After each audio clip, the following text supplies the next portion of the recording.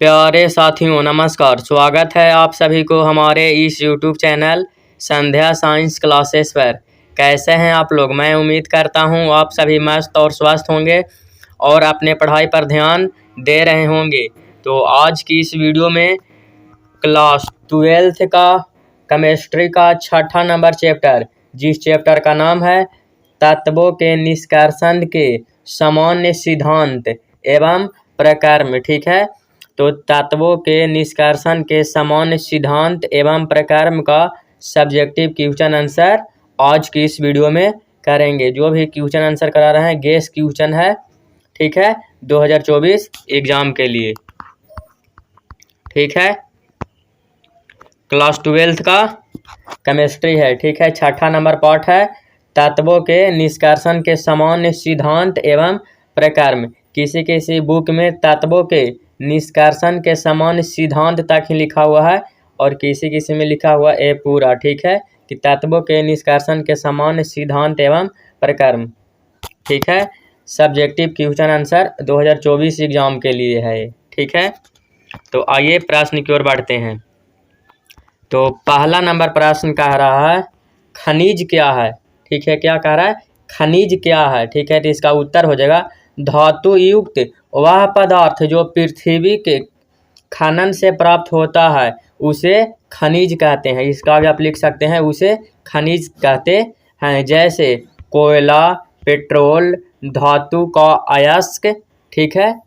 तो ये था खनिज। खनिज का डिफिनेशन भी दे दिए और उसका उदाहरण भी दे दिए। भी काफ़ी इंपॉर्टेंट प्रश्न है, कई बार एग्जाम में पूछे जा चुके हैं, ठीक है। अगला यानी दूसरा नंबर प्रश्न की ओर बढ़ते हैं। तो दूसरा नंबर प्रश्न है इस चैप्टर का अयस्क क्या है, ठीक है। अयस्क क्या है? तो इसका उत्तर हो जाएगा वह खनिज जिसमें धातु का निष्कर्षण आसानी से तथा कम खर्च में किया जाता है, ठीक है। वह खनिज जिसमें धातु का निष्कर्षण आसानी से तथा कम खर्च में किया जाता है उसे अयस्क कहते हैं, ठीक है। तो दूसरा नंबर प्रश्न का आंसर कंप्लीट हो गया। अगला यानी तीसरा नंबर प्रश्न की ओर बढ़ते हैं। तो तीसरा नंबर प्रश्न है कुछ महत्वपूर्ण अयस्क का नाम और उसके सूत्र लिखिए, ठीक है। प्रश्न तीसरा नंबर कह रहा है कि कुछ महत्वपूर्ण अयस्क को लिखिए और उनके सूत्र को लिखिए, ठीक है। तो इसका उत्तर हो जाएगा तीसरा नंबर में पहला ले लिए कॉपर। कॉपर का संकेत क्या होता है? तो Cu, ठीक है। तो पहला में होगा कॉपर पायराइट, ठीक है। इसका सूत्र हो जाएगा CuFeS2, ठीक है। दूसरा में होगा क्यूपराइट, इसका सूत्र हो जाएगा Cu2O हो जाएगा। इसके तीसरा में हो जाएगा मोलाकाइट, इसका सूत्र हो जाएगा CuCO3 हो जाएगा, ठीक है। अगला एक और है Fe यानी लोहा। दूसरा में क्या है?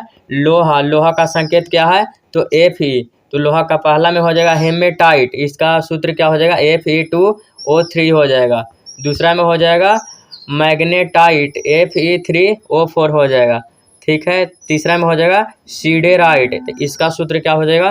तो FeCO3 हो जाएगा, ठीक है।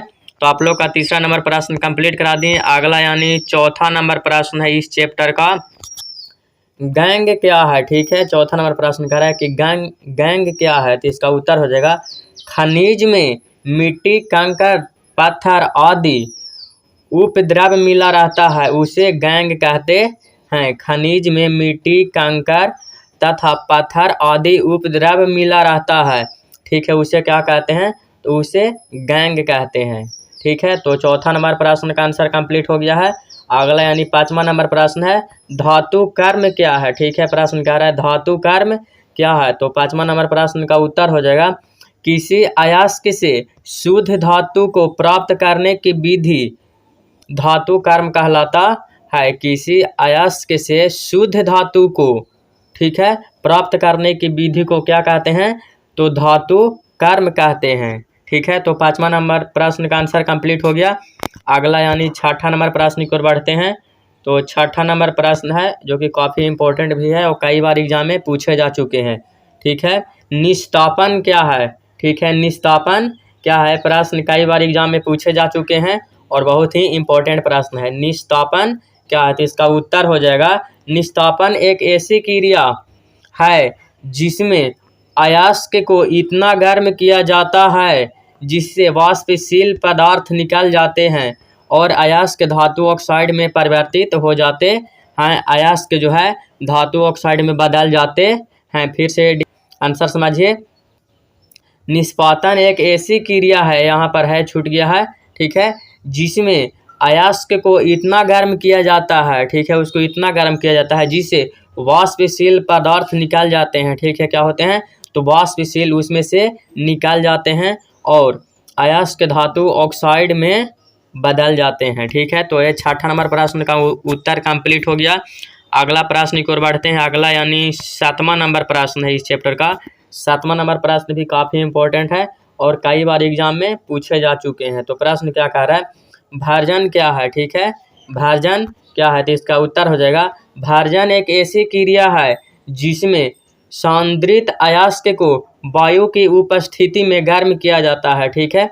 भार्जन एक ऐसी क्रिया है जिसमें सांद्रित अयस्क को वायु की उपस्थिति में गर्म किया जाता है जिसमें वाष्पशील अशुद्धियाँ निकाल जाते हैं, क्या होते हैं, तो जिसमें वाष्पशील अशुद्धियाँ बाहर निकाल जाते हैं और अयस्क धातु ऑक्साइड में परिवर्तित हो जाते हैं। अयस्क जो है धातु ऑक्साइड में बदल जाते हैं, ठीक है। तो 7वां नंबर प्रश्न का आंसर कंप्लीट हो गया। अगला यानी 8वां नंबर प्रश्न है इस चैप्टर का। पोलिंग क्या है, प्रश्न का 8वां नंबर, पोलिंग क्या है, तो इसका उत्तर हो जाएगा पोलिंग विधि का उपयोग धातु के शुद्धता के लिए किया जाता है, ठीक है। पोलिंग विधि का उपयोग धातु की शुद्धता के लिए किया जाता है। इस विधि में धातु उपस्थित ऑक्साइड का निष्कर्षण होता है। इस विधि में धातु उपस्थित ऑक्साइड का निष्कर्षण होता है, ठीक है। तो 8वां नंबर प्रश्न का आंसर कंप्लीट हो गया है। अगला यानी 9वां नंबर प्रश्न की ओर बढ़ते हैं। तो 9वां नंबर प्रश्न है इस चैप्टर का। प्रागलन क्या है, ठीक है, प्रश्न 9वां नंबर कह रहा है प्रागलन क्या है, तो इसका उत्तर हो जाएगा प्रागलन एक ऐसी क्रिया है जिसमें धातु ऑक्साइड को उच्च ताप पर कार्बन के साथ अवकरण किया जाता है, ठीक है। प्रागलन एक ऐसी क्रिया है जिसमें धातु ऑक्साइड को उच्च ताप पर कार्बन के साथ अवकरण किया जाता है जिससे धातु ऑक्साइड धातु में परिवर्तित हो जाते हैं, जिससे धातु ऑक्साइड जो क्या होता है, तो धातु में परिवर्तित हो जाते हैं। अगला यानी इस चैप्टर का लास्ट प्रश्न है 10वां नंबर, ठीक है, जो कि काफ़ी इम्पोर्टेंट भी है। गलक एवं धातुमय में अंतर लिखे, ठीक है। गलक